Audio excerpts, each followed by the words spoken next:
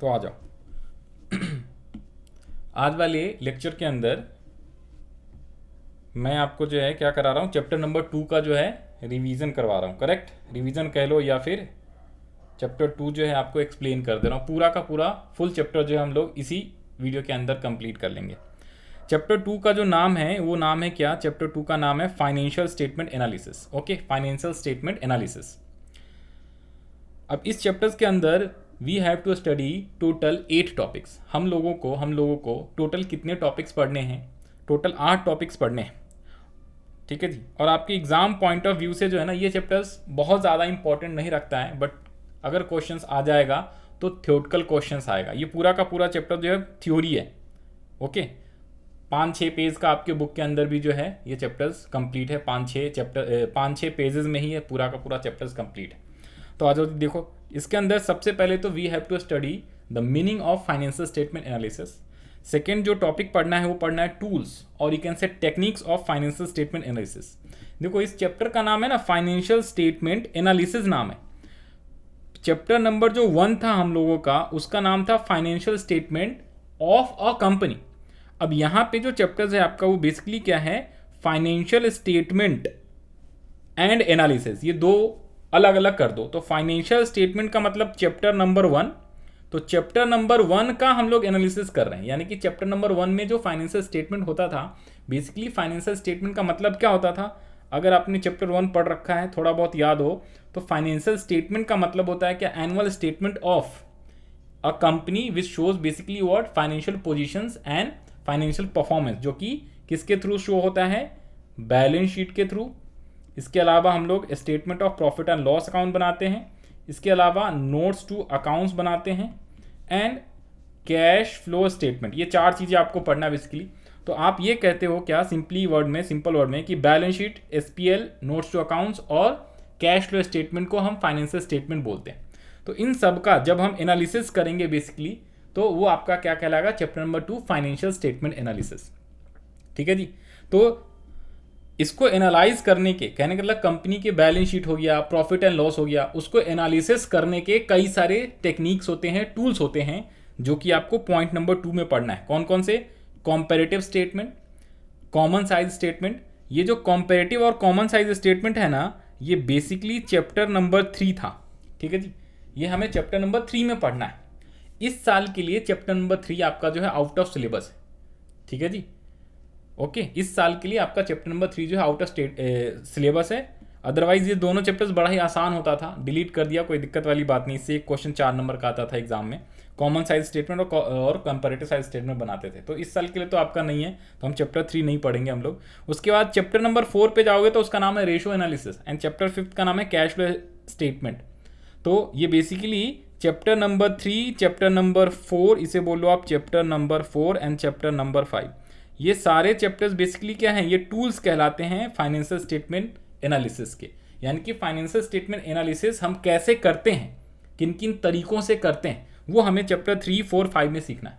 तो रेशो वाले चैप्टर में जैसे हम लोग रेशो कैलकुलेट करते हैं, एग्जाम्पल के तौर पे current ratio, liquid ratio, net profit ratio, gross profit ratio, जितने भी रेशोज हैं उससे हम बेसिकली क्या एनालाइज करते हैं? फाइनेंशियल स्टेटमेंट को एनालाइज करते हैं। एग्जांपल के तौर पे अगर मैं नेट प्रॉफिट रेशो निकालता हूं, और नेट प्रॉफिट जो है उसका फार्मूला होता है प्रॉफिट अपॉन सेल्स, है ना। Net profit ratio equals to, formula क्या होता है? Net profit upon sales into 100। तो जो हमने सेल करा है पूरे एक साल में, सेल्स या रिवेन्यू फ्रॉम ऑपरेशन भी कहते हैं, तो जो रिवेन्यू फ्रॉम ऑपरेशन है उसमें से कितने रुपए हमने नेट प्रॉफिट कमाया है, तो वो एनालाइज करने का एक तरीका हो गया, टूल हो गया या टेक्निक हो गया। तो इसीलिए जो सेकंड टॉपिक पढ़ना है टूल्स और techniques of financial statement analysis. ठीक है जी। तो हम लोग जो है चैप्टर नंबर 2 पढ़ने वाले हैं financial statement analysis. Financial statement का मतलब क्या होता है? इन 4 चीज़ों को बेसिकली फाइनेंशियल स्टेटमेंट कहते हैं। Financial statement includes balance sheet, statement of profit and loss, notes to accounts और कैश फ्लो स्टेटमेंट। आगे चल के फंड फ्लो स्टेटमेंट भी होता है, बट आपको 12th क्लास में सिर्फ इतना ही पढ़ना है। नाउ जो थर्ड टॉपिक आपको पढ़ना है इस चैप्टर में, उसका नाम है types of financial statement analysis. Types of financial statement analysis. तो कितने टाइप्स के फाइनेंशियल स्टेटमेंट एनालिसिस होते हैं? तो टोटल है 4, external, internal, horizontal, vertical. Horizontal को डायनेमिक एनालिसिस भी कहते हैं और वर्टिकल को स्टैटिक एनालिसिस भी कहते हैं। फोर्थ जो टॉपिक है आपका वो है process of financial statement analysis. Financial statement analysis के प्रोसेस क्या है? तो सबसे पहले फाइनेंशियल स्टेटमेंट एनालिसिस को क्या करना पड़ता है? रीअरेंजमेंट करना पड़ता है। फिर हम कंपेयर करते हैं यानी कंपैरिजन।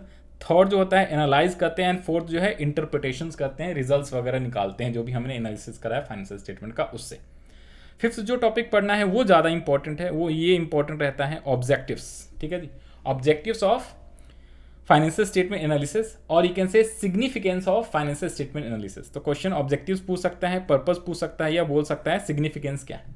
तो इसके 6 पॉइंट्स पढ़ने हैं। असेसिंग द अर्निंग कैपेसिटी और profitability, assessing the managerial efficiency, assessing the short term and long term solvency of enterprise और यू कैन से कंपनी। उसके अलावा जो है interfirm comparison, forecasting and preparing budgets explainable and understandable. 6 जो topic है वो आसान है, यूजर्स या यूजेज ऑफ फाइनेंशियल, नहीं ये 6 टॉपिक आसान है, उतना ज़्यादा इंपॉर्टेंट नहीं। ये यूजर्स नहीं, uses of financial statement analysis. जहाँ पे भी फाइनेंशियल एनालिसिस लिखे ना, फाइनेंशियल एनालिसिस लिखे उसका मतलब फाइनेंशियल स्टेटमेंट एनालिसिस ही होता है। ठीक है जी, तो फाइनेंशियल स्टेटमेंट एनालिसिस बोले या फाइनेंशियल एनालिसिस बोले, दोनों का मतलब सेम। तो यूजेस कहाँ कहाँ पे होता है? तो सिक्योरिटी एनालिसिस में, क्रेडिट एनालिसिस में, डेट एनालिसिस में और डिविडेंड डिसीजन देने में, जर्नल बिजनेस को एनालाइज करने में फाइनेंशियल स्टेटमेंट एनालिसिस का यूज किया जाता है। 7th जो टॉपिक है आपका parties interested in financial statement analysis. तो ये सेम वही पार्टीज हैं जो कि हमने चैप्टर 1 में भी पढ़ा था कि बैलेंस शीट या financial statement of a company को कौन कौन से पार्टीज जो है देखने के लिए, जानने के लिए इंटरेस्टेड रहते हैं, यानी कि यूजर्स ऑफ फाइनेंशियल स्टेटमेंट जो वहां पे था, सेम यूजर्स यहां पे भी हैं, users of financial statement analysis. ठीक है जी, जिसके अंदर मेन 3 आते हैं इंटरनल। 3 इंटरनल कौन कौन से आते हैं? इन तीनों को इंटरनल बोलते हैं, management, employees and share holders. बाकी इन सबको क्या बोलते हैं? एक्सटर्नल।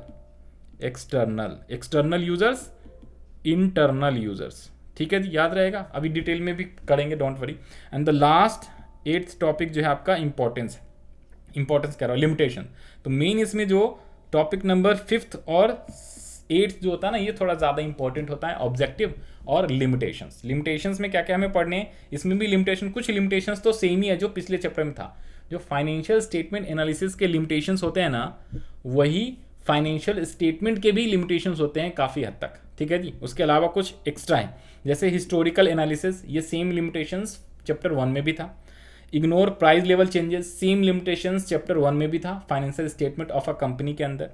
क्वालिटेटिव एस्पेक्ट्स को इग्नोर करते हैं, ये भी सेम, ये तीनों लिमिटेशंस क्या था? सेम ही था। कहाँ पे? ये लो दिखा देता हूँ चैप्टर 1 के अंदर। चैप्टर 1 के अंदर ये रहा ना, चैप्टर 1 फाइनेंशियल स्टेटमेंट एनालिसिस वाला जो चैप्टर था, तो यहाँ पे भी ये सेम लिमिटेशंस हुआ करते थे। ये सेम लिमिटेशंस हुआ करते थे। कौन सा? Historical records, qualitative elements ignore, price level जो चेंज होता है उसको भी हम इग्नोर करते हैं। तो यहाँ पे भी वो सेम ही है, ignore price level changes, qualitative aspects and historical analysis. और बाकी के ये अलग अलग हैं। Suffer from limitations of financial statement, not free from bias, variation in accounting practices, ये भी सेम है, वेरिएशन इन अकाउंटिंग प्रैक्टिसेस, और ये यहाँ पे भी था। डिफरेंट अकाउंटिंग प्रैक्टिसेस को ही हम वेरिएशंस बोलते हैं। एंड है क्या? Window dressing and identifies symptoms. तो ये इसके लिमिटेशंस है। ठीक है, तो ये टोटल 8 टॉपिक्स पढ़ने हैं चैप्टर नंबर 2 के अंदर। तो आओ ज़रा डिटेल में हम लोग पढ़ते हैं। सबसे पहला जो टॉपिक है हमारा कौन सा है? Meaning of financial statement analysis. हम लोग क्या पढ़ रहे हैं? मीनिंग ऑफ फाइनेंशियल स्टेटमेंट नहीं पढ़ रहे हैं, फाइनेंशियल स्टेटमेंट एनालिसिस का मीनिंग पढ़ रहे हैं। किसका? फाइनेंशियल स्टेटमेंट एनालिसिस का मीनिंग पढ़ रहे हैं। एक होता है फाइनेंशियल स्टेटमेंट, वो अलग होता है, एक होता है फाइनेंशियल स्टेटमेंट एनालिसिस, वो अलग होता है। ओके, तो पहले भी बताया है, दोबारा बता रहा हूँ। चैप्टर 1 में हमें पढ़ना था फाइनेंशियल स्टेटमेंट, चैप्टर 2 में पढ़ना है फाइनेंशियल स्टेटमेंट एनालिसिस। ठीक है जी, और ये दोनों किसका पढ़ रहे हैं? कंपनी का पढ़ रहे हैं, हम पार्टनरशिप का नहीं पढ़ रहे हैं, क्योंकि बुक नंबर 2, बुक नंबर 3 दोनों कंपनी वाला बुक है। ये जो बुक है जिसमें चैप्टर 1, 2, 3, 4, 5 सारे के सारे चैप्टर्स कंपनी के ऊपर बेस्ड हैं। ठीक है, ratio analysis, cash flow statement, ये कंपनी का हम बनाते हैं, पार्टनरशिप का कैश फ्लो स्टेटमेंट नहीं बनता। तो यहाँ जाओ, तो सबसे पहले हम पढ़ते मीनिंग। कह रहा है analysis of financial statement is a systematic process of analysing the financial information in the financial statements to understand and take economic decision. भाई किसी भी कंपनी का जो फाइनेंशियल स्टेटमेंट होता है उसका, किसी भी कंपनी का जो फाइनेंशियल स्टेटमेंट होता है उसका, किसी भी कंपनी का जो फाइनेंशियल स्टेटमेंट होता है ना, जब हम उसको एनालाइज करते हैं, समझते हैं, फार्मूला वगैरह लगा के कुछ चीज़ें कैलकुलेट करते हैं। एग्जाम्पल के तौर पे फाइनेंशियल स्टेटमेंट का मतलब हो गया क्या, एग्जाम्पल के तौर पे मैंने बता दिया आपको बैलेंस शीट और एसपीएल। अब देखो statement of profit and loss में क्या क्या चीज़ें होती है, ध्यान से देखना। Net profit statement of profit and loss से पता चलता है। सेल्स को रिवेन्यू फ्रॉम ऑपरेशन भी बोलते हैं, वो कहाँ से पता चलता है, वो भी आपका statement of profit and loss से ही पता चलता है। तो जब मैं क्या करता हूँ, मान लो मैंने एनपी रेशो निकाला, net profit ratio equals to होता है net profit upon revenue from operation into 100।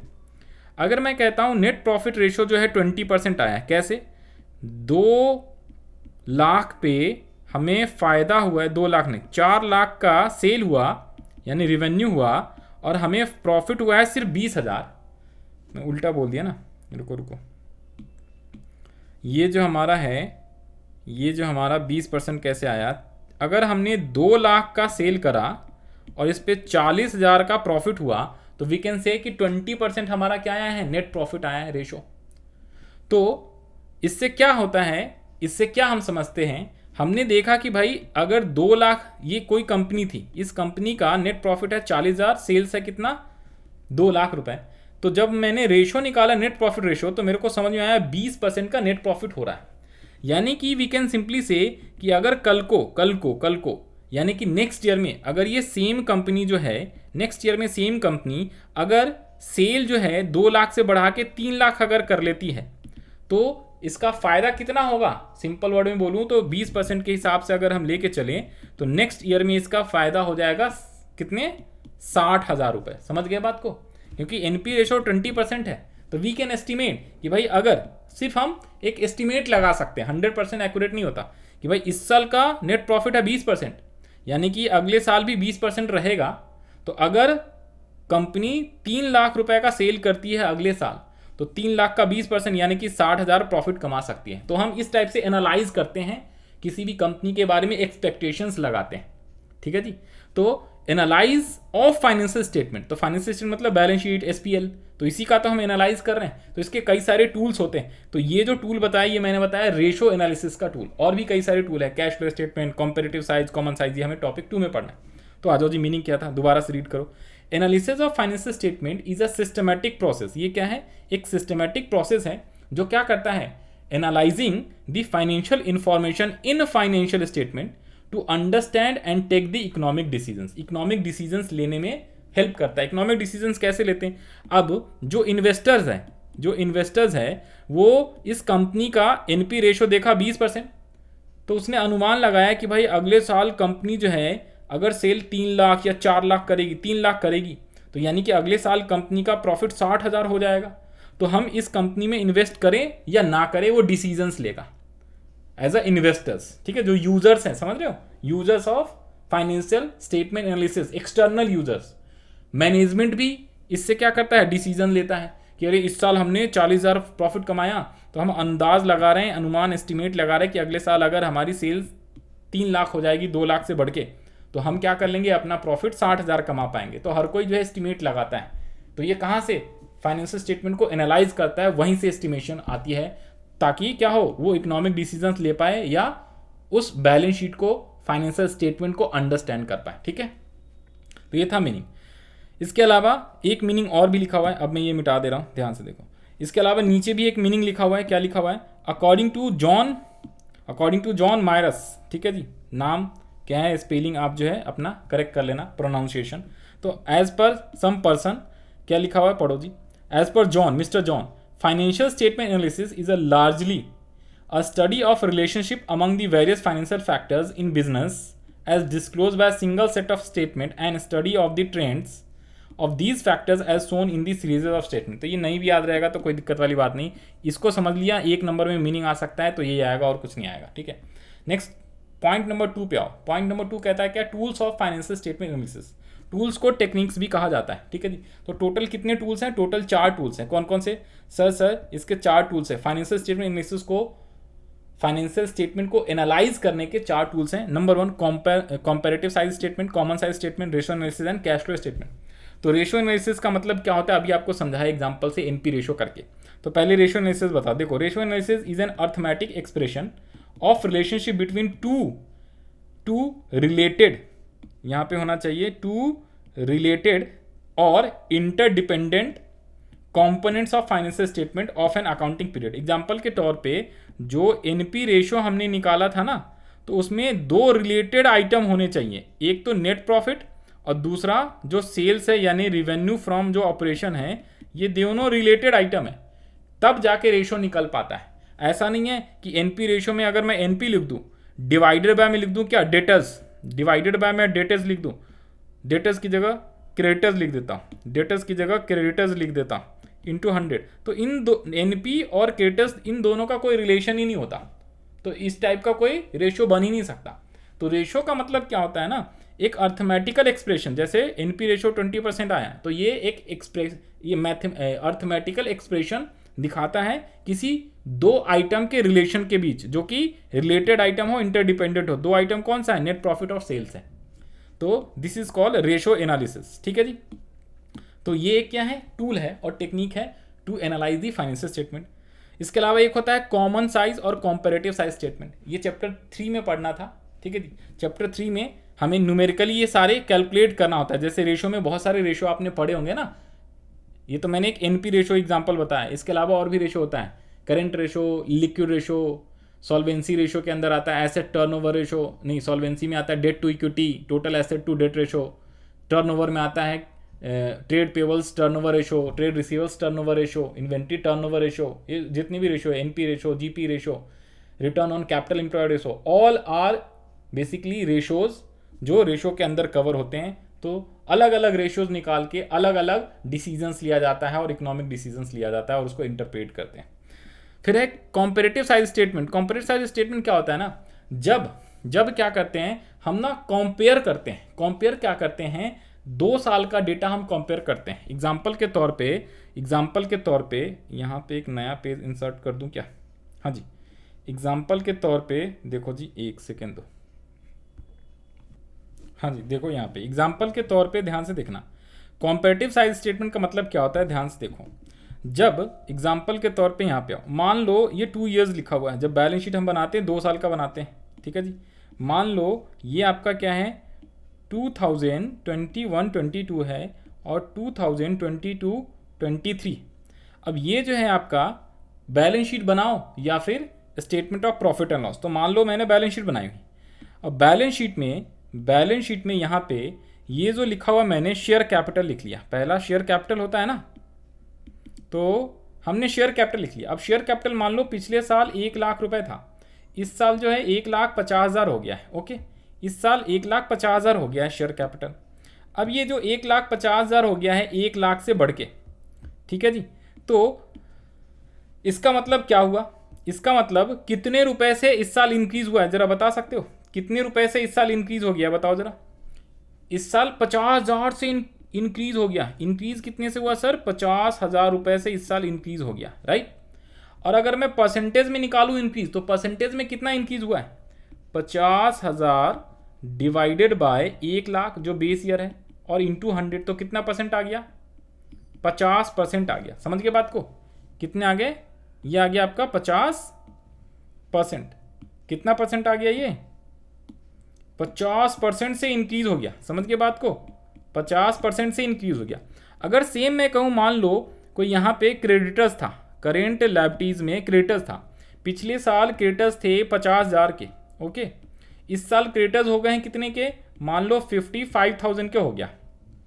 मान लो पहले 50,000 का था और इस साल हो गया 55,000 का, तो चेंज कितने से हुआ बताना जरा, 5,000 से। और परसेंटेज में कितना हुआ, 5,000 डिवाइडेड बाय 50,000 इंटू 100, तो कितना हो गया 10%। कुछ समझ में आ रहा है। तो इसे हम क्या बोलते हैं, इसे हम बोलते हैं कॉम्पैरेटिव स्टेटमेंट। तो ये चैप्टर 3 में बनाना था, और जब आप चैप्टर 3 पढ़ोगे तो वहां पे आपको बनाना पड़ेगा कॉम्पैरेटिव साइज स्टेटमेंट। समझ में आई बातें, कॉम्पैरेटिव साइज स्टेटमेंट इस टाइप से हम बनाते हैं कॉम्पैरेटिव साइज स्टेटमेंट। सेम क्वेश्चन में ध्यान से देखना, कॉमन साइज भी समझा रहा हूं। सेम क्वेश्चन में सेम एग्जाम्पल के अंदर अगर मुझे कॉमन साइज बनाना होगा, अगर मुझे कॉमन साइज स्टेटमेंट बनाना है, कंपैरेटिव की जगह अब मैं कॉमन साइज लिख लूँ। कॉमन साइज स्टेटमेंट अगर मुझे बनाना है तो यहाँ पे क्या करूँगा, ये जो कॉलम बनाया ना मैंने, यहाँ पे क्या करूँगा, ये मैं चेंज कर लूँगा। कैसे, देखो जी, देखो यहाँ पे क्या होता है, ये जो शेयर कैपिटल है तो ये आपका कौन सा है, ये आपका शेयर कैपिटल है। इसके अलावा current liabilities, non current liabilities बहुत सारे होते हैं, हाँ या ना, current liabilities, non current liabilities. फिर यहाँ पे इसका टोटल होता है, फिर टोटल भी होता है ना, लायबिलिटी साइड का यहाँ पे टोटल होता है क्या। फिर उसके नीचे एसेट साइड भी आ जाता था। तो हम सिर्फ अभी लायबिलिटी साइड की बात कर रहे हैं। अब मान लो इसमें से बस ये शेयर कैपिटल और क्रेडिटर्स मैंने लिख लिया है, और भी बहुत सारे इन्फॉर्मेशन होंगे, और टोटल यहाँ पे मान लो ये आया है 10 लाख रुपए, ठीक है जी।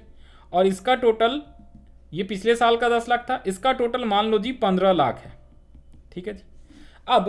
अब मैं क्या करूँगा, इस बार जो है चेंज क्या कर, पिछली बार मैंने इसे हम बोलते हैं एब्सोल्यूट चेंज, इसे क्या बोलते हैं, एब्सोल्यूट चेंज, और इसे बोलते हैं परसेंटेज चेंज। और इसमें जो है हम दोनों में परसेंटेज चेंज निकालेंगे। अब देखना, दोनों में परसेंटेज चेंज जब निकालेंगे तो यहाँ पे देखना जरा, ये जो ₹1 लाख है ना, इसको डिवाइड करेंगे टोटल से, इसको डिवाइड करेंगे टोटल से, और जो इस साल का 1,50,000 है इसे डिवाइड करेंगे इसी साल के टोटल से। समझ के बात को। तो आ जाओ जी, तो अगर मुझे कैलकुलेट करना होगा तो मैं क्या करूँगा, मैं यहाँ पे लिखूँगा 1 लाख शेयर कैपिटल है, ठीक है जी। ये किस साल का है, ये जो है आपका 2021-22 का है, और ये जो है 2022-23 का चेंज है। समझ में आई बातें। तो यहाँ पे कितना आएगा, 1 lakh divide by 10 lakh into 100, percentage में निकालना है, तो इक्वल्स टू आया ये 10%। जब मैं इस साल का करूँगा 1,50,000 डिवाइड बाय 15 लाख इंटू 100, तो ये भी 10% आया। अब मैं क्रेडिटर्स की बात कर रहा हूँ, क्रेडिटर्स कितने का है, 50,000, तो क्रेडिटर्स में 50,000 लिखा, 2000 ये 22-23 है, ये 22-23 2021-22 21-22, और 22-23 वाला 22-23 में, 22-23 वाला 22-23 में, ओके। अब मैं क्या करूँगा, 50,000 डिवाइड बाय इसका टोटल 10 लाख इंटू 100, तो ये कितना आ गया, ये आ गया 5%। और ये जो 55,000 है इसको इसी साल के टोटल से करो, तो 55,000 डिवाइड बाय 15 लाख इंटू 100, तो ये कितना आ जाएगा, ये एग्जैक्ट पॉइंट में आएगा, कुछ पॉइंट में करके दिखा दें। 55,000 डिवाइड बाय जब आप 15 लाख करोगे तो ये कितना आ जाएगा, ये आ जाएगा आपका इंटू 100 भी करोगे तो 3.66, कितना आया, 3.66%। समझ में आया कुछ। तो इसे हम बोलते हैं कॉमन साइज। तो भाई कॉम्पेरेटिव साइज में ना एक एब्सोल्यूट चेंज होता है, एक परसेंटेज चेंज निकालना पड़ता है। कॉमन साइज में दोनों में परसेंटेज चेंज ही निकालते हैं, और इससे हम एनालिसिस करते हैं कैसे, कि भाई इसमें देखा वो शेयर कैपिटल 50,000 से बढ़ा है पिछले साल के कंपेयर में इस साल, यानी कि 50% से बढ़ गया, 50,000 अमाउंट रुपीज और परसेंटेज में 50,000। लेकिन जब मैं कॉमन साइज एनालिसिस करूंगा तो परसेंटेज में देखते हैं कि जो हमारा शेयर कैपिटल है वो टोटल लायबिलिटी या टोटल एसेट्स का, बैलेंस शीट के टोटल का 10% है पिछले साल, और इस साल भी क्या है 10% ही है। अमाउंट तो बढ़ गया है 1 से 1.5 लाख, लेकिन ये टोटल बैलेंस शीट का कैपिटल कितना, अभी भी 10% ही है। क्रेडिटर्स की बात करूं तो क्रेडिटर जो है बैलेंस शीट के टोटल का जब हम परसेंटेज निकालते कंपेयर में तो 5% है, लेकिन इस साल जो है ये घट के 3.66% हो गया। तो इस टाइप से एनालिसिस करते हैं, डिसीजंस निकालते हैं, इकोनॉमिक डिसीजंस लेते हैं। मैनेजमेंट, इन्वेस्टर्स, बैंकर्स, गवर्नमेंट, सभी लोग कोई भी डिसीजन ले सकता है। समझ में आई बातें। तो हम इसे बोलते हैं कॉमन साइज और कॉम्परेटिव साइज। आपको डिटेल में आपको करा दिया सारी चीजें, ओके।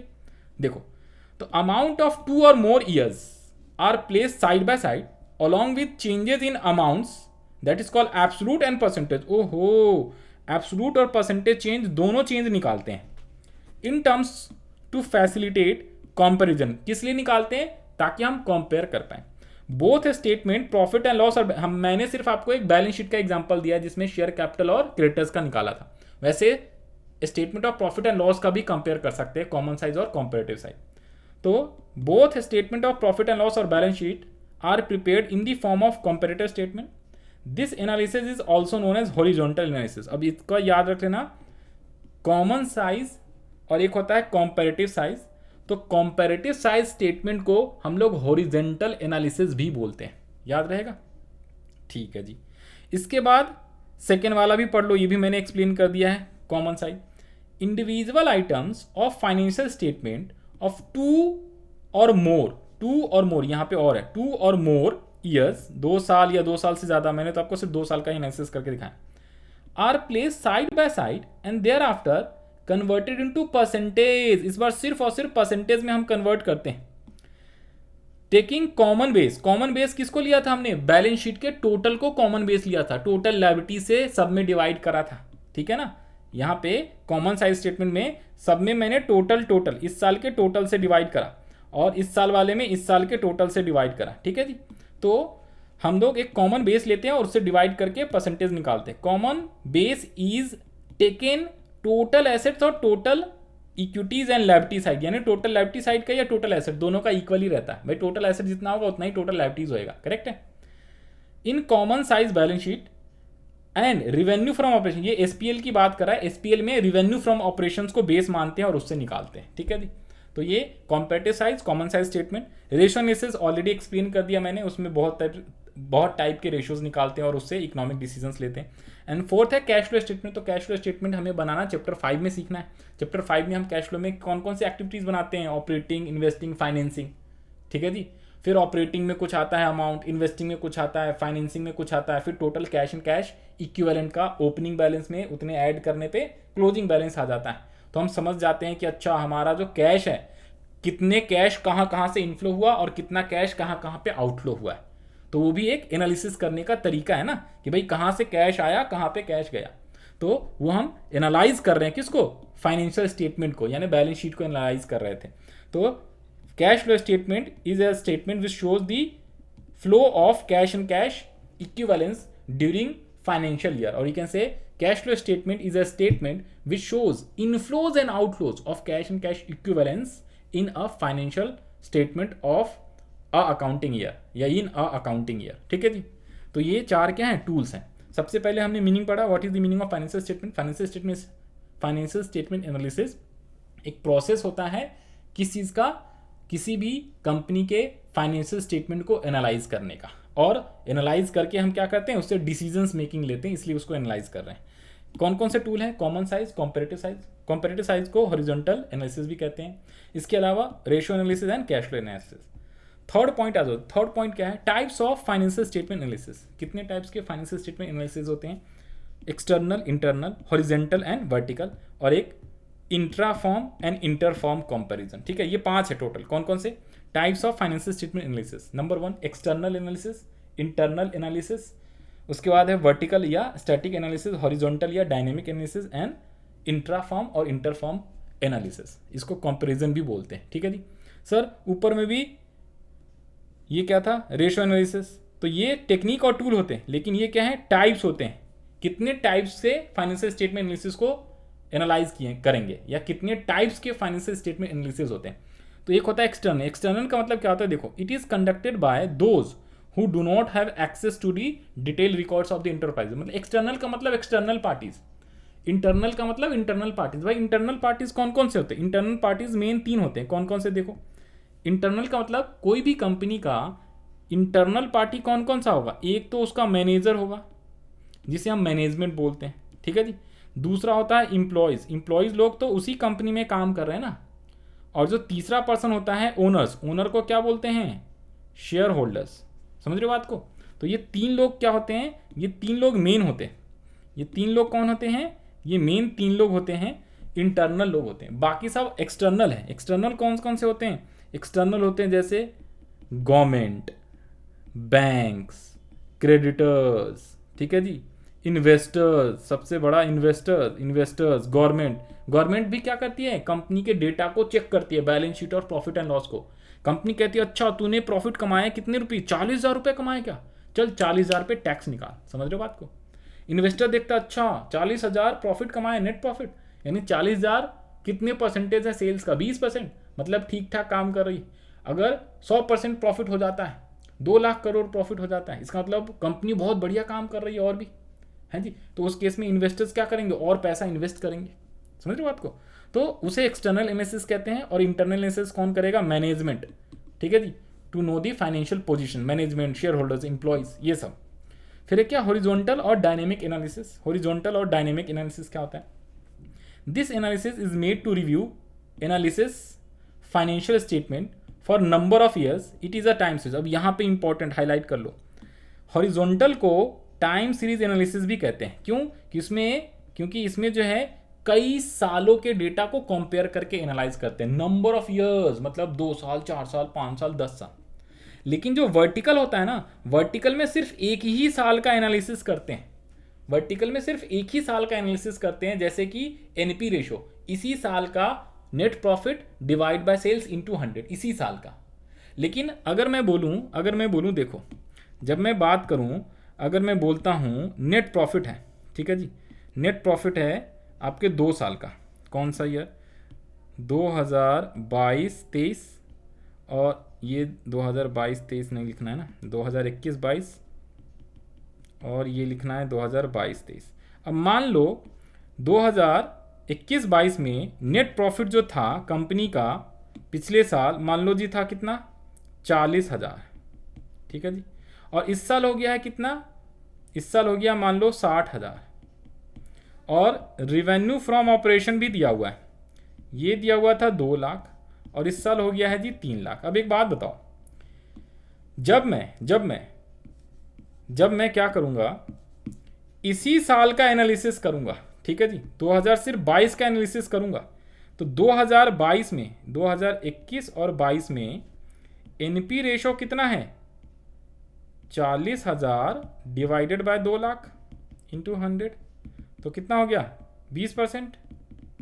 तो इसे हम बोल देंगे कौन सा, इसे हम बोलते हैं कौन सा एनालिसिस, इसे हम बोलते हैं वर्टिकल या स्टैटिकल एनालिसिस। वर्टिकल होता है ना इस टाइप से लाइन सीधी सीधी, तो वर्टिकल का मतलब यही वाला एनालिसिस कर रहे हैं, समझ रहे हो बात को, ये वाला। और हॉरिजॉन्टल का मतलब इस टाइप से लाइन होता है, तो हम लोग इधर से कंपेयर करेंगे, अच्छा पिछले साल का आया है प्रॉफिट 40, इस साल का प्रॉफिट आया है 60, तो इंक्रीज कितने का हुआ, 20,000 से इस साल प्रॉफिट इंक्रीज हो गया।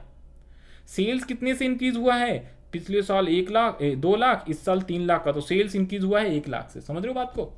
तो हम इस टाइप से, और भी पिछले कई साल हो सकते हैं। तो जब इस हॉरिजॉन्टल एनालिसिस कहते हैं, तो इसे हम बोलते हैं हॉरिजॉन्टल एनालिसिस, मतलब हॉरिजॉन्टली हम किसी भी चीज़ का एनालाइज करें तो।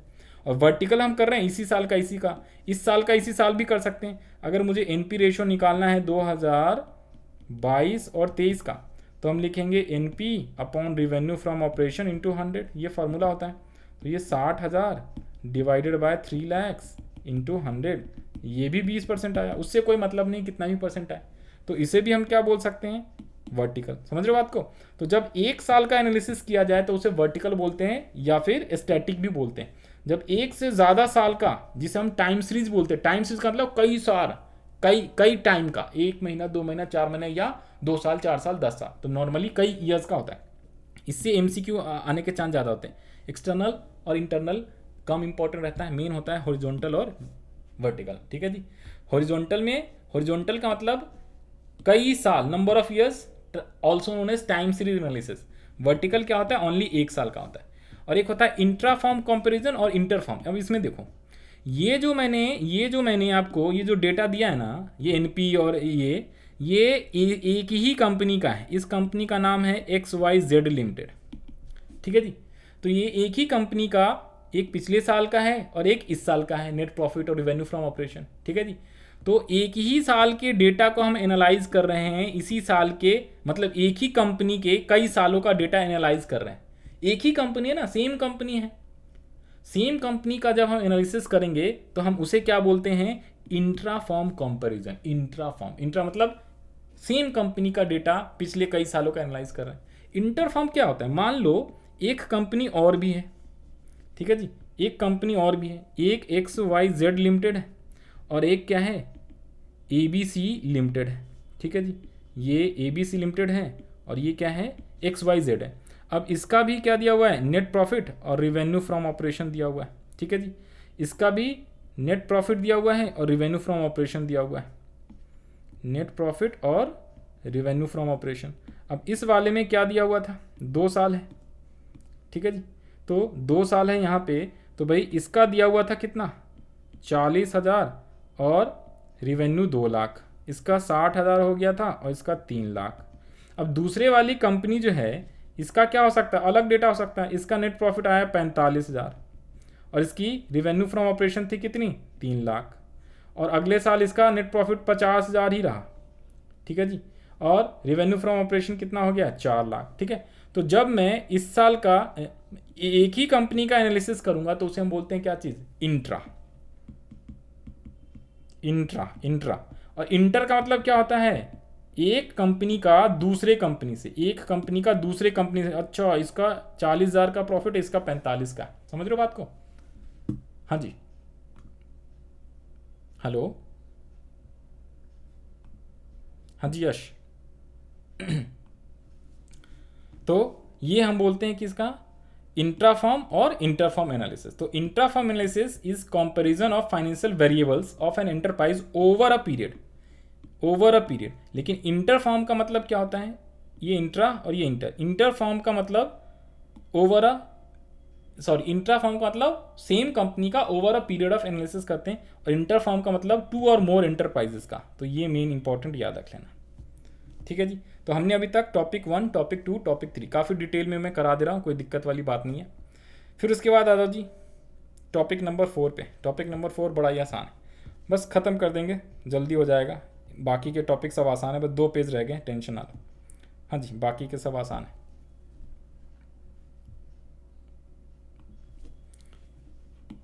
अब हम लोग आगे बढ़ते हैं। टॉपिक 1, टॉपिक 2, पहला मीनिंग पढ़ लिया, टूल्स और टेक्निक्स भी पढ़ लिया। 4 टूल्स एंड टेक्निक्स होते हैं। Types of financial statement analysis 5 होते हैं total. Number 1 external, internal, horizontal. फिर होता है इंट्राफॉर्म और इंटरफॉर्म एनालिसिस और वर्टिकल, ये 5 होते हैं। अब ये 2 पेज का ये बस आसान वाले अब टॉपिक रह गए। देखो जी, process of financial statement analysis. तो फाइनेंशियल स्टेटमेंट एनालिसिस क्या होता है, हमने पहले ही पढ़ा था मीनिंग में। It is a process of financial statement analysis क्या होता है, it is a process of analysing, ठीक है जी, financial information of financial statement of a company, ठीक है जी। तो प्रोसेस क्या होगा, अब देखो फाइनेंशियल स्टेटमेंट एनालिसिस करने का क्या प्रोसेस है भाई। सबसे पहले आप क्या करोगे, जितना भी इंफॉर्मेशन है या जो बैलेंस शीट या प्रॉफिट एंड लॉस है किसी भी कंपनी का जो एनालाइज करना चाहते हो, उसको आप क्या करोगे, रीअरेंज करोगे ना पहले, ठीक है जी। तो फाइनेंशियल स्टेटमेंट एनालिसिस को सबसे पहले आप रीअरेंजमेंट करोगे। अगर आपको एनपी रेशो निकालना है तो नेट प्रॉफिट लाओगे, रेवेन्यू फ्रॉम ऑपरेशन लाओगे ढूंढ के, ठीक है जी, उस बैलेंस शीट में से। अगर आपको डेट टू इक्विटी रेशो निकालना है तो टोटल डेट कैलकुलेट करोगे, टोटल इक्विटी कैलकुलेट करोगे, ठीक है जी, फिर आप रेशो निकालोगे। तो पहले हम क्या करते हैं, रीअरेंजमेंट करते हैं सारे फाइनेंशियल इंफॉर्मेशन को, फाइनेंशियल स्टेटमेंट को। फिर उसके बाद कंपेयर करेंगे हम, उसके बाद हम कंपेयर करेंगे अगर हमें कौन सा एनालिसिस करना है, टाइप्स ऑफ एनालिसिस। अगर इंटरफॉर्म तो हम दूसरे कंपनी से कंपेयर करेंगे, इंट्राफॉर्म तो अपनी ही कंपनी के पास्ट के ईयर से कंपेयर करेंगे, सिंपल सी बात है। फिर क्या करना है, एनालाइज। फिर हम रेशो कैलकुलेट कर लेंगे, जैसे एनपी रेशो भी कैलकुलेट करके दिखाया, या फिर कॉमन साइज या कॉम्पेरेटिव साइज में हमने परसेंटेज या एब्सोल्यूट चेंज निकाला। फिर उसके बाद हम क्या करेंगे, उसको एनालाइज करेंगे, अंडरस्टैंड करेंगे, अच्छा इंक्रीज हुआ है या डिक्रीज हुआ है, प्रॉफिट जो हमने निकाला पिछले साल की तुलना में इस साल ज़्यादा हुआ है या कम हुआ, प्रॉफिट जो ABC कंपनी का है वो XYZ के कंपनी के तुलना में या कंपैरिजन में बढ़ा है या घटा है या ज़्यादा है या कम है, ठीक है जी। तो एनालाइज करते हैं और फिर लास्ट में इंटरप्रेट करके हम डिसीजन लेते हैं, इकोनॉमिक डिसीजन या फाइनेंशियल डिसीजन जो भी होता है, चाहे हम इन्वेस्टर्स हो, चाहे हम लोग क्या हो, मैनेजमेंट हो या शेयर होल्डर्स हो या बैंकर्स हो, हर कोई अलग अलग डिसीजन लेता है। तो इंटरप्रिटेशंस का मतलब ये होता है। तो 4 चीज़ें हैं, रीअरेंजमेंट करना, सबसे पहले प्रोसेस क्या होता है, रीअरेंजमेंट करना, फिर उसको कंपेयर करना, फिर उसका एनालाइज करना, और फिर उससे हम क्या करेंगे, इंटरप्रिटेशन मतलब डिसीजंस लेना। समझ में आई बात है। तो ये होते हैं। अब आज जी मेन इंपॉर्टेंट है आपका, ये थोड़ा सा इंपॉर्टेंट टॉपिक है, that is objectives of financial statement analysis, also known as significance of financial statement analysis. Financial statement analysis हम क्यों करते हैं जरा बताना। और ये सबसे इंपॉर्टेंट है और सबसे आसान है, वेरी इजी है ये टॉपिक ना, बहुत ही ईजी है। ये वाला टॉपिक जो है काफ़ी ईजी है, लेकिन है बहुत ही ज़्यादा इंपॉर्टेंट, ठीक है जी। एक बात बताओ ना भाई, किसी भी कंपनी का बैलेंस शीट अभी बताता हूँ, पहले हम SPL की बात कर लें। किसी भी कंपनी का statement of profit and loss, यानी कि प्रॉफिट एंड लॉस जो है हम जब देखते हैं तो उसमें हम क्या देखते हैं, क्या फाइंड आउट करते हैं, बताना जरा क्यों देखते हैं। हाँ जी, कि कंपनी प्रॉफिट में है कि लॉस में। सबसे पहले भाई प्रॉफिट एंड लॉस से हम क्या फाइंड आउट करेंगे कि भाई कंपनी की ने कितना प्रॉफिट कमाया, कंपनी ये ने कितना लॉस कमाया, और प्रॉफिट कमाया तो कितना कमाया, लॉस कमाया तो कितना लॉस कमाया, यानी कितना का लॉस हुआ है, बहुत ज़्यादा है या कम लॉस है, बहुत ज़्यादा प्रॉफिट है या कम प्रॉफिट है। ठीक है जी। तो नंबर 1 ऑब्जेक्टिव क्या हो गया, फाइनेंशियल स्टेटमेंट एनालिसिस करने का पहला मोटिव, पहला ऑब्जेक्टिव हमारा हुआ कि हम ये जानना चाहते हैं कि कंपनी का फाइनेंशियल परफॉर्मेंस कैसा है। उसको क्या बोलते हैं, परफॉर्मेंस। परफॉर्मेंस का मतलब भाई अगर हम बोलते हैं ना परफॉर्मेंस, भाई इस इंसान का परफॉर्मेंस कैसा है, सचिन तेंदुलकर ने आज क्रिकेट मैच में कैसा परफॉर्म किया, विराट कोहली का परफॉर्मेंस कैसा है, अगर वो बहुत ज़्यादा रन शतक मारा होगा तो परफॉर्मेंस अच्छा है ना, 0 पे आउट हो गया तो परफॉर्मेंस खराब है। तो अगर कंपनी ने बहुत ज़्यादा प्रॉफिट कमाया है, ठीक है जी, तो परफॉर्मेंस अच्छा है। अगर कंपनी ने कम प्रॉफिट कमाया या लॉस कमाया है तो उसका मतलब परफॉर्मेंस क्या है, उसका खराब है। तो पहला ऑब्जेक्टिव हो गया हमारा क्या, प्रॉफिटेबिलिटी जानने के लिए, profitability also known as performance. और ये किससे जानते हैं, statement of profit and loss से। दूसरा, जब हम बैलेंस शीट चेक करते हैं किसी भी कंपनी का, तो बैलेंस शीट से क्या पता चलता है कि कंपनी के पास कितने का एसेट्स है, कितनी की लायबिलिटीज हैं, कितने के डेटर्स हैं, कितने के क्रेडिटर्स हैं, कंपनी के पास कितना पैसा बैंक में पड़ा हुआ है, कितना कैश में है, कंपनी के पास कितना इन्वेंट्री पड़ा हुआ है। समझ रहे हो बात को। तो हम कंपनी का एसेट्स एंड लायबिलिटी चेक करते हैं, ठीक है जी, उसे बोलते हैं कंपनी का position. P for performance, P for position होता है। तो एसपीएल, ये चाहो तो मैं लिख दे रहा हूं, देखो जी, कंपनी का जो बैलेंस शीट होता है ना, बैलेंस शीट, और एक होता है एसपीएल। ध्यान से देखना, ये होता है बैलेंस शीट और ये होता है एसपीएल। बैलेंस शीट का मतलब क्या होता है, बैलेंस शीट से क्या हम चेक करते हैं, कंपनी का पोजीशन चेक करते हैं, ठीक है जी। और इससे क्या होता है, एसपीएल से परफॉर्मेंस चेक किया जाता है। क्या क्या क्या चेक किया जाता है, परफॉर्मेंस। पोजीशन का मतलब क्या होता है जी, कंपनी के पास कितने के एसेट्स हैं और कितने की लायबिलिटीज़ हैं। Sir assets equals to liabilities होता है, हाँ भाई हाँ, लेकिन कौन कौन से एसेट्स हैं, कौन कौन से लायबिलिटीज़ हैं। और परफॉर्मेंस का मतलब बताओ जी, प्रॉफिट कमाया है या फिर लॉस कमाया है। समझ में आई बातें। तो ये होता है। तो आ जाओ जी पढ़ो। सबसे पहला objective, assessing the earning capacity और प्रॉफिटेबिलिटी। ये किससे पता चलेगा, प्रॉफिट एंड लॉस से। तो earning capacity of an enterprises can be assessed on the basis of financial statement analysis. External users interested in earning capacity and forecast. External user मतलब investors, government, bankers. Government चाहती है ज़्यादा profit कमाया, tax दे दे। Banker कहेगा कि भाई बहुत ज़्यादा प्रॉफिट कमा रही कंपनी तो ठीक है, हम तेरे को लोन दे सकते हैं। इन्वेस्टर्स देखेगा, अच्छा कंपनी ने बहुत ज़्यादा प्रॉफिट कमाया है तो इस कंपनी में इन्वेस्ट करो भाई, हमारा पैसा ज़्यादा बढ़ेगा। उसके अलावा है असेसिंग दी मैनेजर एफिशिएंसी। अब एक बात बताओ, अगर कंपनी ने प्रॉफिट कमाया है तो इसका मतलब उस कंपनी का मैनेजमेंट अच्छा है कि खराब है, अच्छा है ना।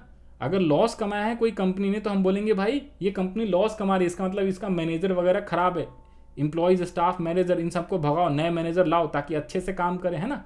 इसने सही से काम करा नहीं, इसका मतलब मैनेजरियल एफिशिएंसी को जानना चाहते हैं। तो significance of financial statement analysis, objective या पर्पस। तो फाइनेंशियल स्टेटमेंट एनालिसिस का एक ऑब्जेक्टिव ये भी होता है कि हम जानना चाहते हैं, असेस करना चाहते हैं मैनेजरियल एफिशिएंसी को। It helps to identify the areas where managers has been efficient and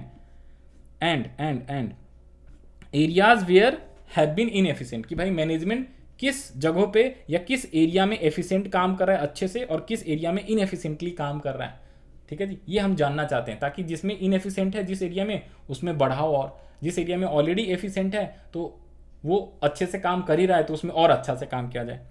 third है क्या, assessing short term and long term solvency positions of an enterprise या कंपनी।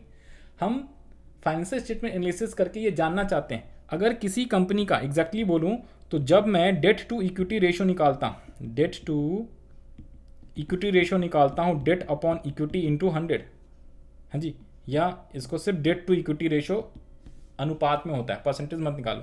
तो इससे क्या पता चलता है, अगर मान लो कंपनी का डेट है 4 लाख, सुनना भाई, और इक्विटी है कितने, मान लो जी 10,000 इक्विटी, ध्यान से देखो तो ये रेशो कितना आ गया, ये रेशो आ गया 4 लाख, 4 जीरो से हटा दो तो 40:1।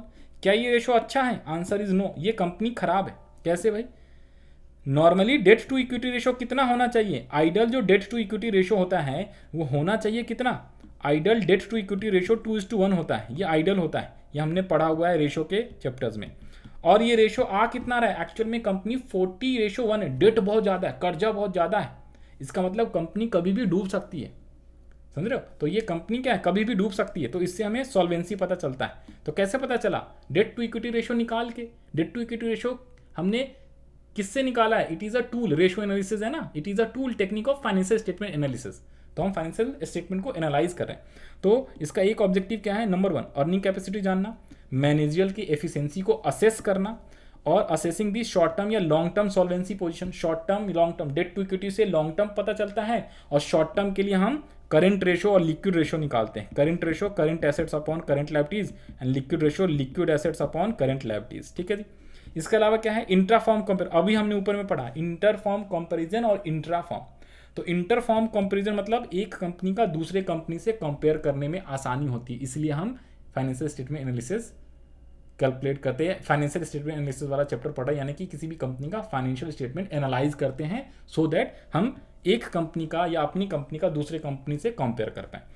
नेक्स्ट है क्या, forecasting and preparation of budget, budget बना पाए फाइनेंशियल स्टेटमेंट एनालिसिस करने से। बजट, इस साल का जो बैलेंस शीट आया उसकी क्या परफॉर्मेंस है, कितना प्रॉफिट कमाया, उसके बेसिस पे हम अगले साल का फोरकास्ट करेंगे। फोरकास्ट मतलब बजट हमेशा क्या होता है, आगे साल के लिए होता है, और फोरकास्ट भी लिखा हुआ है, फोरकास्ट मतलब फ्यूचर ईयर में हम अंदाज लगा सकते हैं, एक्सपेक्ट लगा सकते हैं। इस साल अगर हमारी प्रॉफिट 40,000 आई है और 2 लाख का सेल है, यानी नेट प्रॉफिट रेशियो 20%, तो हम अंदाज लगा सकते हैं अगले साल भी हम नेट प्रॉफिट 20% कमा सकते हैं या उससे ज़्यादा।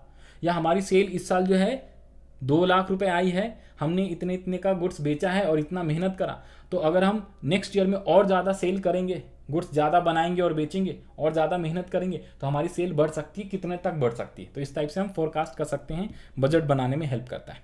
इसके अलावा एक्सप्लेनेबल एंड अंडरस्टैंडेबल, जब हम फाइनेंशियल स्टेटमेंट एनालाइज करते हैं तो वो क्या होता है, इससे हम आसानी से क्या कर सकते हैं, अंडरस्टैंड कर सकते हैं और इसको सिंप्लीफाई कर सकते हैं, सो दैट हम क्या कर सकें, अपना इकोनॉमिक डिसीजंस वगैरह ले पाएँ। तो ये है आपका कितने 6 objectives. Number 1 assessing earning capacity, assessing managerial efficiency, assessing the short term and long term solvency positions of a company या एंटरप्राइज। इंटरफॉर्म कंपैरिजन करने के लिए हम फाइनेंशियल स्टेटमेंट एनालिसिस करते हैं। फॉरकास्टिंग एंड प्रिपेयरिंग बजट्स बनाने के लिए हम लोग फाइनेंशियल स्टेटमेंट एनालिसिस करते हैं। एक्सप्लेनेबल एंड अंडरस्टैंडेबल बनाने के लिए हम फाइनेंशियल स्टेटमेंट को एनालाइज करते हैं। These are the objectives. Next है क्या आपका, बस एक ही पेज रह गया है, लिमिटेशंस है, पार्टीज इंटरेस्टेड एंड यूजर्स। तो ये दोनों तो बेकार का पॉइंट है, ये ज़्यादा इंपॉर्टेंट नहीं है, ये सेम ही पॉइंट जो है आपका ये पिछले वाले चैप्टर्स में ही था।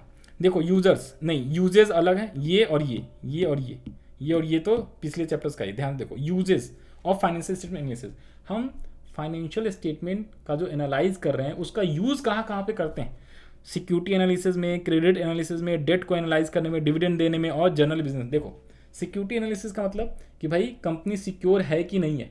अगर कंपनी के पास बहुत ज़्यादा डेट है, डेट टू इक्विटी रेशियो अगर 40:1 है, होना चाहिए 2:1 आइडल, उससे बहुत ज़्यादा डिफरेंट करेगा, इसका मतलब क्या है, कंपनी की पोजीशंस खराब है, ठीक है। तो यानी कंपनी के अंदर जो पैसे वैसे इन्वेस्ट कर रखे हैं वो सिक्योर नहीं है, ठीक है, ये कंपनी ठीक नहीं है, ये आप सिक्योरिटी एनालिसिस करते हो। क्रेडिट एनालिसिस, अगर मान लो कंपनी ने प्रॉफिट कमाया है 20%, 40,000 रुपये, कंपनी ने मान लो प्रॉफिट कमा लिया अगले साल में बहुत ज़्यादा 30%, 40%, 90% कमा लिया प्रॉफिट, तो इसका मतलब कंपनी क्या है, बहुत ज़्यादा अच्छी है, तो उसकी क्रेडिट पोजीशन अच्छी है, उसको लोन दिया जा सकता है, ठीक है जी। क्रेडिट एनालिसिस करने में, डेट एनालिसिस करने में कंपनी का कितना डेट है, कितना नहीं, कितना शॉर्ट टर्म डेट है, कितना लॉन्ग टर्म डेट है, ठीक है जी।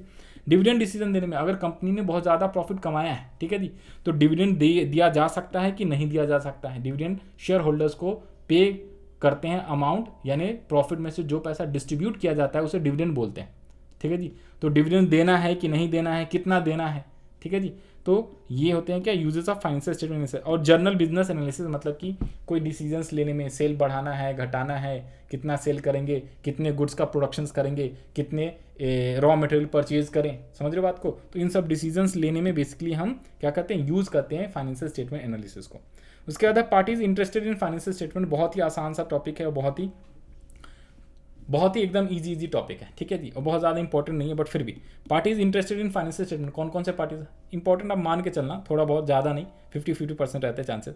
एक है management, employees and share holders, ये तीन तो कौन कहलाते हैं, ये तीन कहलाते हैं इंटरनल यूजर्स। कौन से यूजर्स? इंटरनल। और बाकी ये सारे क्या हैं, ये एक्सटर्नल यूजर्स कहलाते हैं, ठीक है जी, एक्सटर्नल यूजर्स। देखो मैनेजमेंट क्या जानना चाहता है कि अगर कंपनी प्रॉफिट कमाई है तो इसका मतलब हम सही से मैनेज कर रहे हैं, ठीक है जी, एफिशिएंट है कि नहीं है। इंप्लॉयज़ ये जानना चाहेगा अगर कंपनी ने बहुत ज़्यादा प्रॉफिट कमाया तो चलो भाई मेरे को बोनस दो, मेरी वजह से ही तो कंपनी ने प्रॉफिट कमाया, हम लोग इंप्लॉयज़ हैं अगर सपोज किसी कंपनी का, तो एज ए एम्प्लॉय क्या कहेगा, प्रॉफिट ज़्यादा हुआ, चल भाई डिविडेंड दे, मेरी वजह से ज़्यादा प्रॉफिट कमाया हिस्सा, इसलिए जानना चाहते हैं। शेयर होल्डर्स और ओनर्स इसलिए कि भाई मेरा जो पैसा है वो सेफ है कि नहीं है, ग्रो कर रहा है कि नहीं है, ठीक है, वेल्थ मेरा बढ़ रहा है या घट रहा है। अगर कंपनी प्रॉफिट कमाए जा रही तो हमारी वेल्थ बढ़ते चली जाती, नहीं तो घटते चली जाती। पोटेंशियल इन्वेस्टर जानना चाहेगा कंपनी ने ज़्यादा प्रॉफिट कमाया तो अच्छी कंपनी है, ग्रो कर रही है, हम उसमें और ज़्यादा इन्वेस्ट करें, नहीं तो पैसे उसमें से निकाल लें। सप्लायर्स और क्रेडिटर्स, वो देखती है कि अच्छा कंपनी प्रॉफिट कमा रही है तो उसको सामान उधार पे देता है क्रेडिटर्स कंपनी को। क्रेडिटर्स कौन होते हैं? वो जो जिससे कंपनी उधार पे रॉ मटेरियल खरीदती है, तो क्रेडिटर्स तभी रॉ मटेरियल उधार पे देगा जब कंपनी का परफॉर्मेंस अच्छा होगा, टाइम टू टाइम पैसे पे कर रहा है और प्रॉफिट कमा रहा है, जनरेट कर रहा है। फिर है क्या, बैंकर लोग, लोन लेने जाऊंगा मैं एज अ कंपनी, तो भाई अगर मेरी कंपनी 4 साल से लॉस कमा रही है, यानी लॉस सफ़र कर रही है, प्रॉफिट हम कमा ही नहीं रहे, तो मैं बैंक से लोन लेने जाऊंगा तो बैंक लोन नहीं देगा। बैंक कहेगा अच्छा तू तो भाई 4 साल से लॉस कमा रहा है, कल को लॉस कमाएगा, मेरा पैसा तो दे ही नहीं पाएगा।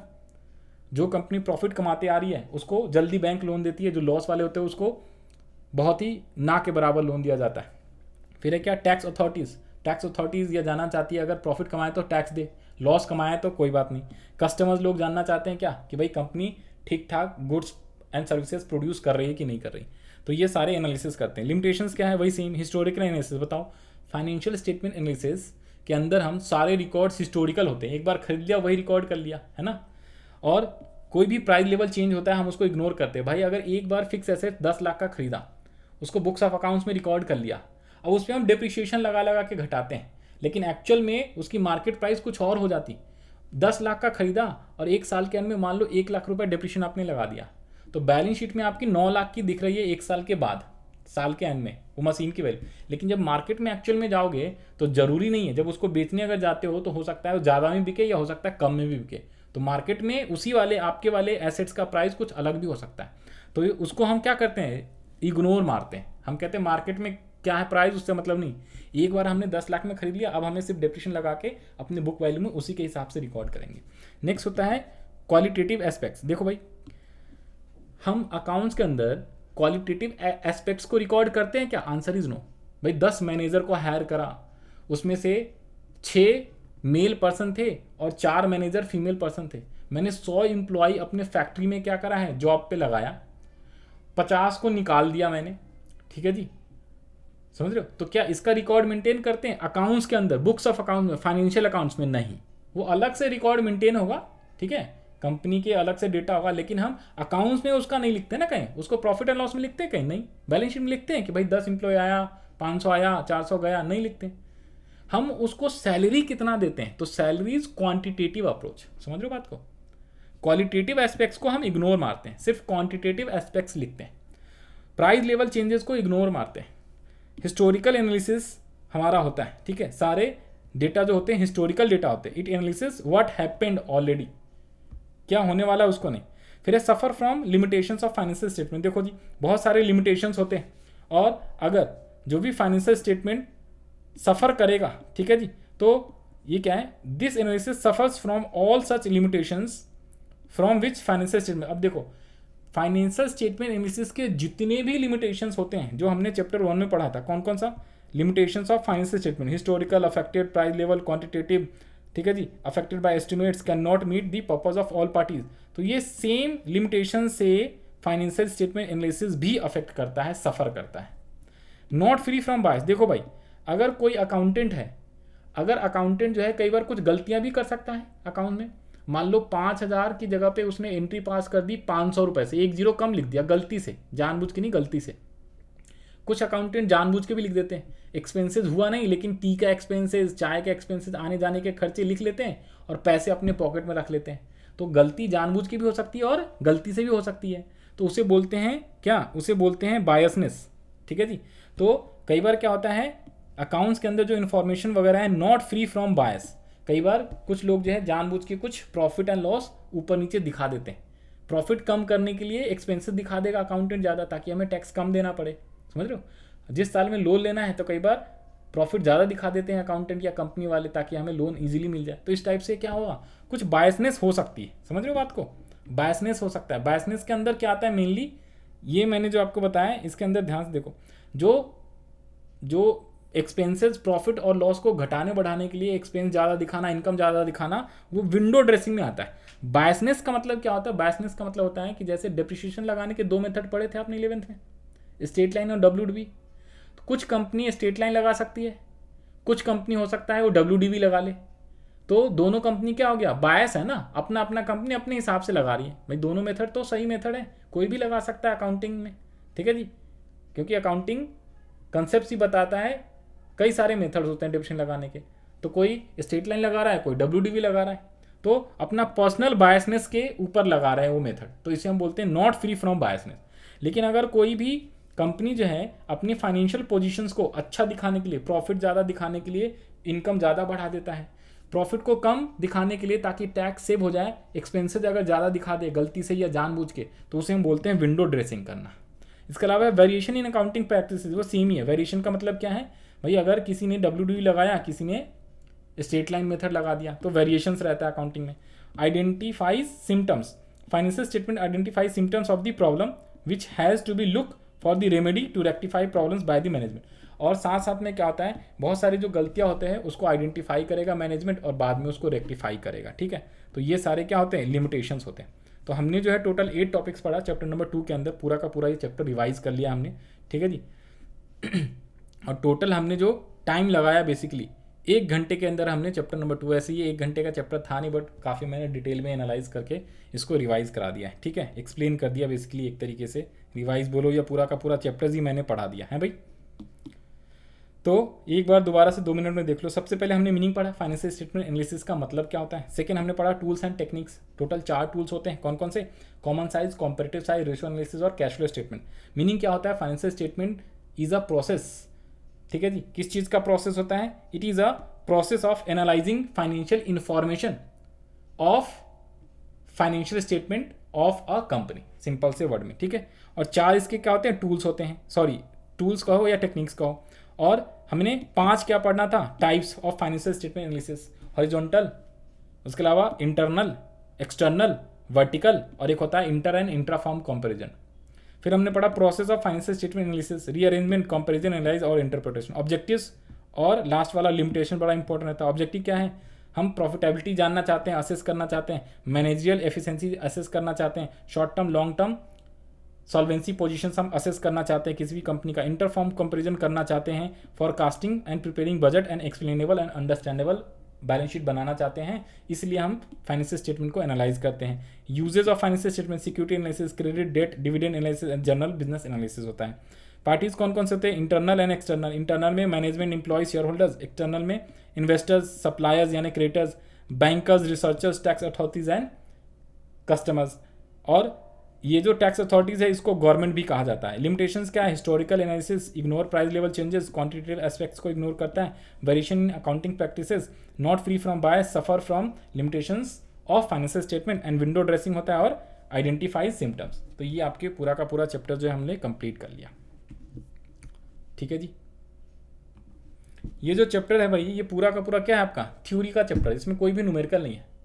तो थ्योरी के क्वेश्चंस आने के चांसेस रहेगा या तो 1 मार्क का, 3 मार्क के आने के चांसेस कम है इस साल के लिए। नेक्स्ट ईयर हो सकता है आपके साल में जो है बदल जाए। 2023 वाला जो मार्च में एग्जाम होगा ना, इस ईयर तो आपका इसमें से क्वेश्चन नहीं है सैम्पल पेपर में, तो फाइनल एग्जाम में भी जो मुश्किल है 1 मार्क्स के क्वेश्चन आ सकते हैं, क्वेश्चन नंबर 27, क्योंकि रेशो वाले चैप्टर जो है चैप्टर नंबर 4 उससे इस साल जो है 8 नंबर का सवाल कर दिया है आपका, है ना। 2 क्वेश्चन, एक 1 नंबर का आएगा, एक 3 नंबर का आएगा और एक 4 नंबर का आएगा। नॉर्मली 8 नंबर के सवाल आएंगे। कैश फ्लो का ऑलरेडी 8 नंबर का चैप्टर है, उसे हर बार 8, एक 6 नंबर का और एक MCQ क्वेश्चन आएंगे, दो क्वेश्चन 2 नंबर प्लस एक क्वेश्चन 6 नंबर। और चैप्टर 3 जो है कॉम्पिटिटिव कॉमन साइज 2023 वाले एग्जाम मार्च में जो होगा उसके लिए जो है ऑलरेडी डिलीट कर दिया है। और फ्यूचर ईयर में अगर आता है तो अच्छी बात है, दोबारा से अगर ऐड ऑन कर दे तो, नहीं करे तो कोई दिक्कत वाली बात नहीं है। ठीक है जी। तो आप क्या करोगे, थ्योरी के जो क्वेश्चन है उसके थोड़े से आप प्रैक्टिस कर लोगे इस बुक में जो भी है, और ये चैप्टर अच्छे से अगर कर लिया तो आपका कंप्लीट हो ही गया।